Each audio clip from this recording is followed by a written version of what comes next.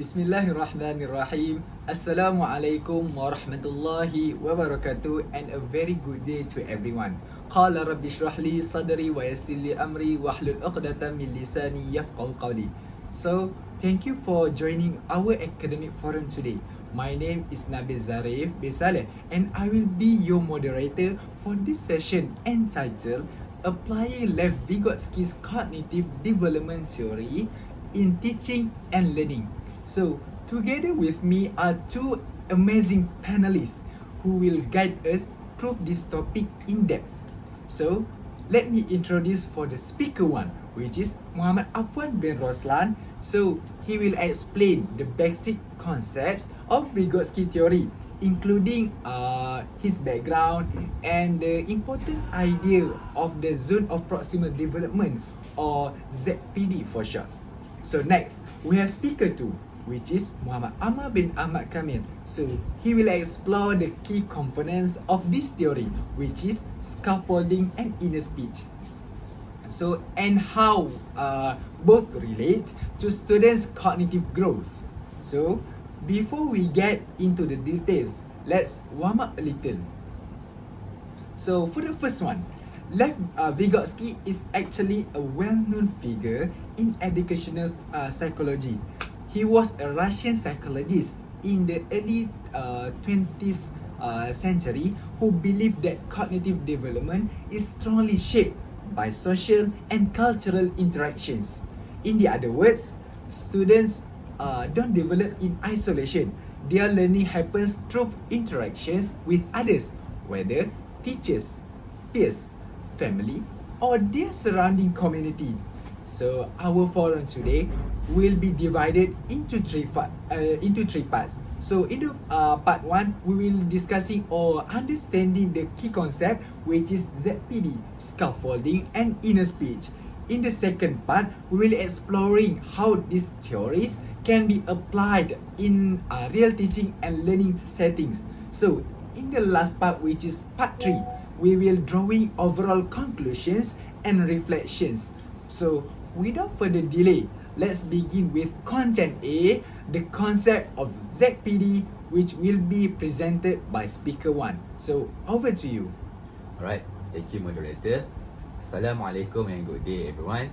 My name is Muhammad Afwan, and today I'll be sharing to you about one of the core concepts in the Vygotsky theory, which is the zone of proximal development, or ZPD.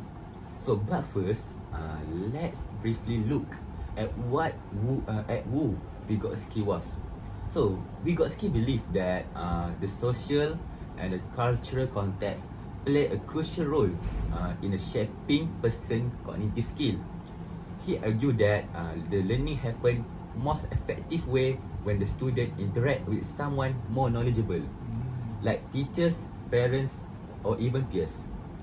The ZPD represent the gap between what a learner can do independently and what they can achieve without guidance. So, a simple example is like imagine a year 3 student that who can solve a mathematical question like basic multiplication on their own, but when the teachers provide step-by-step guidance, the student suddenly manage to solve more complex question. So the gap is what Vygotsky call as the zone of proximal development. In his seminal work, which is in Mind Society, Vygotsky in 1978, he emphasized that teacher must identify and maximize this zone during instruction.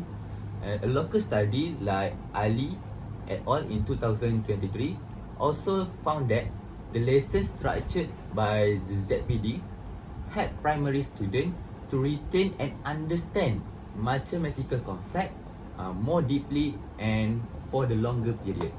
In short, the ZPD is very essential because it shows where and how the teachers can intervene to transform students' ability. I think that's all from me. Alright, thank you to speaker 1. So That was an excellent explanation. ZPD really acts like a map for teachers. It helps us see when learners need help and when they are ready to be independent.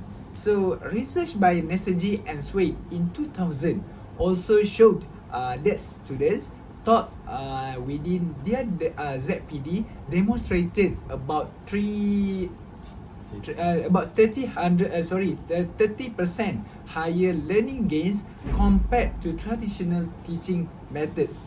So that's pretty powerful statistic, right? So the next question is, how can teachers activate the ZPD? So this brings us to two more central ideas in Vygotsky's theory, which is scaffolding and inner speech. So, and to explain this further, I will pass the floor to speaker 2, which is Muhammad Ammar. Thank you, moderator. Assalamualaikum warahmatullahi wabarakatuh and a very good morning. My name is Muhammad Ammar Muhaimin bin Ahmad Kamil and I will be discussing two key elements of Vygotsky theory, which is scaffolding and inner speech. So, for the first one, we need to know what is scaffolding. Scaffolding is simply put, this refers to structures, support provided by the teachers. In the beginning, the teachers offers full guidance. Gradually, as the students gains more confidence and skills, the support is slowly reduced until the student can perform the task independently. A classic example is such as essay writing. First of all, the teachers give a full example, then provides a framework, and finally the students write on their own. According to Hammond and Gibbons 2005, effective scaffolding not only improve comprehensions but also build students' confidence to learn autonomously. Alright, so for the second one, which is inner speech. Inner speech is basically talking to yourself in your head. At the beginning of learning, students rely heavily on social speech, such as listening to teachers, discussing with peers.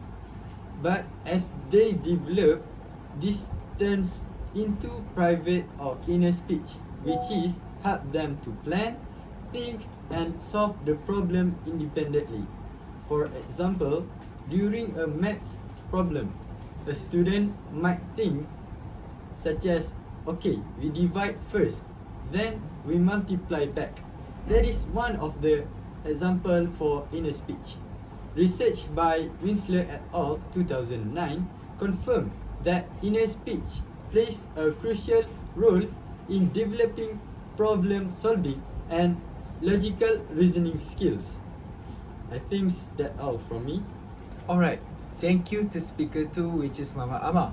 So, if we put all of this together, which is ZPD, scaffolding and inner speech, we can see a very dynamic model of learning. We can go through one by one, which is ZPD first. ZPD helps teachers identify where learners are. The second one is scaffolding. Scaffolding provides the structured steps to help them move forward. And the last one is inner speech. Inner speech allows learners to become independent thinkers. So, a classic study by Wood, Brunner and Rose in 1976 supports these combinations within showing that students who experience structured scaffolding retain knowledge more effectively over time. So, and that brings us to the end of part 1. So up next, we will explore part 2, how Vygotsky's theory can be applied in real teaching and learning situations. So, thank you to both speakers for the insightful explanation of theory earlier. So now, we will move on to the part 2, where we will explore how Vygotsky's cognitive development theory can be applied practically in real teaching and learning contexts. So, as we know, this theory isn't just something found in textbook. It is highly relevant in modern classroom, especially within 21st century learning approaches that emphasize collaboration, student-centered learning, and structured scaffolding. So in this section, speaker 1, which is Muhammad Afwan, will discuss how teachers can apply ZPD and scaffolding strategically in the classroom to build more effective lessons.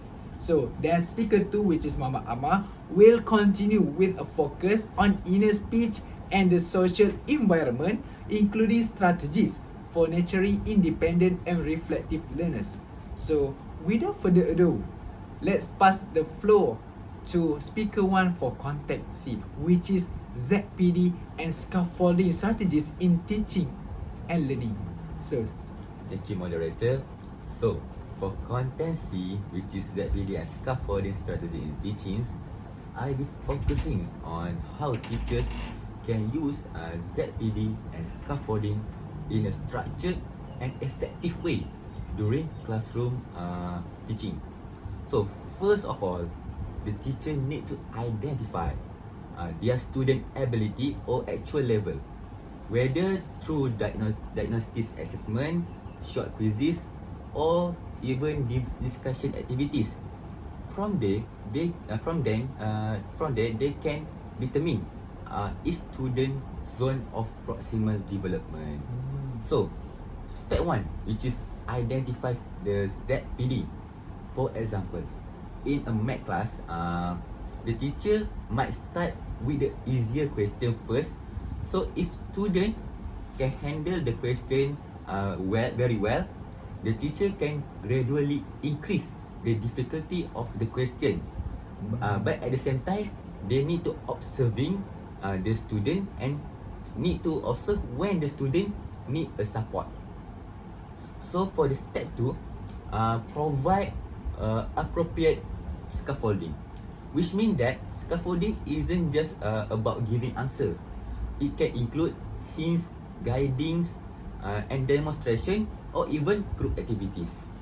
A study by Hammond and Gibbons in 2005 showed that progressive scaffolding not only improves student content understanding, but also strengthen their metacognitive skill. And also, a local study by Rahman et al. In 2021 found that applying scaffolding strategy in the primary science lesson also active the student participation by up to 40% compared using traditional instruction. So for the step 3, which is gradually reduce the scaffolding. So this is a very crucial step. If support given for too long, the student will become dependent. But if we remove it quickly, the student may feel lost. So a real life example that I can give is like in a writing class, the teacher first must provide a complete essay model and outline. Later that the student are only given keywords or hint and are expected to construct their own essay. So this is what we call a scaffolding in action. So in this sense, the teacher role shift from being a main knowledgeable provider to a core participant in the learning process. So guiding from behind rather than dominating the front. I think that's all from me. alright, thank you to speaker 1, which is Muhammad Afwan. So I really like the phrase teacher as a co-participant.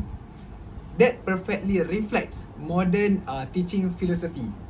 So when we apply ZPD and scaffolding properly, teaching become more responsive to learners' actual needs rather than a one-directional lecture. So according to Nasaji and Swain in 2000, lessons designed around learners' ZPD lead to significant improvement in ESL learners language proficiency, because scaffolding helps them grasp complex linguistic structures more effectively. So what's even better is that this approach works well in mixed ability classroom. Both weaker and advanced students can progress within their own zones. So now, to complete this part, let's invite speaker 2, which is Muhammad Ammar, for content D. That he will focusing on inner speech and the social environment in learning. So over to you. Alright, thank you moderator. Bismillahirrahmanirrahim. For content D, which is inner speech and social environment, I will focusing on the role of inner speech and the social environment in shaping active and independent learners. According to Vygotsky, language is the primary tools for cognitive development. At the early stage, students really rely heavily on the social speech, which is listening to teachers' instructions and discussing with peers. Over time, this develop is into inner speech, which is the initial dialogue students use to think, plan and solve the problems. First of all, I took one of example when a student is solving a maths problem and say in their head, okay, we divide it first, then we multiply. Don't forget the 5 times table. That is one of the example for inner speech. Research by Winsler et al. 2009 found that the students who actively use inner speech demonstrate better problem solving skills and self-regulation. There are a lot of things that teachers can encourage inner speech for the students. First of all is asking reflective questions such as what is your next step, and the second one is encouraging think aloud activities during group work, and for the last one, teachers can encourage by allowing students to plan their own stage. Besides that, a supportive social environment is also crucial. Collaborative learning activities such as group discussion or peer tutoring allow students to share ideas and learn from one another within their respective ZPDs. For example, more advanced students can guide others through peer mentoring. This is one of the essential social scaffolding. Research by Gillis 2016 found that the students in collaborative environments not only achieve better academic results but also developed stronger social and communication skills. I think that's all from me. Alright, thank you to speaker 2, which is Muhammad Ammar. So if we look closely, inner speech and social interaction are two key components in nurturing learners who are self-regulated and reflective. So inner speech helps students organize their thoughts internally, while a supportive social environment allows them to expand their understanding externally. So as Vygotsky himself said, what children can do with assistance today, they will be able to do by themselves tomorrow. So this truly captures the essence of his theory lah. So it's clear that Vygotsky's theory isn't just theoretical. It provides real, practical strategies that can transform classroom teaching into something meaningful and impactful. So, and with that, we conclude part 2 of our forum. So up next, we will proceed to part 3, which is we will discussing about overall conclusions and final reflections. So thank you to both speakers for the excellent sharing earlier. So we have now reached the final part of our forum, which is the overall conclusion and reflection. So first one, let's take a moment to recap what we have discussed so far. So for the first one, in the part 1, we explored Lev Vygotsky's emphasis on how cognitive development is deeply influenced by social and cultural interaction. So we also covered 3 key concepts, which is zone of proximal development, or ZPD for short, scaffolding, and inner speech. Then in the part 2 or second part, we examine how these concepts can be applied practically in real classroom teaching and learning. So we go through one by one. So for the first one is ZPD. ZPD helps teachers identify students' actual learning levels and potential growth zone. So for the second one is scaffolding. Scaffolding guides students step by step toward higher level of mastery. And the last one is inner speech. Inner speech and social interaction shape students into reflective and independent learners. So we concluded, when all these elements are combined, we get a learning process that is dynamic, interactive, and student-centered. A classic study by Wood, Brunner, and Rose in 1976 found that students who receive structured scaffolding within their ZPD demonstrated higher mastery and better long-term retention compared to traditional instruction. So this clearly proves that Vygotsky's theory isn't outdated. In fact, it remains highly relevant and impactful in 21st century education. So especially in student-centered and collaborative learning approaches. For this reflection segment, I would like to invite both of our speakers to share their personal insights on the importance and relevance of Vygotsky theory in today's teaching and learning context. So let's start with speaker 1, which is Muhammad Afwan. Alright, thank you, moderator. So personally, I found Vygotsky theory incredibly eye-opening for us as a future educators. Initially, I used to think that this concept or theory is just all concept from the first, but after I exploring more deeply, and I realized that this is actually very close to us because this is what we use in the real classroom today. For example, like the ZPD itself, which is the ZPD concept really highlight that every student begin at a different starting point.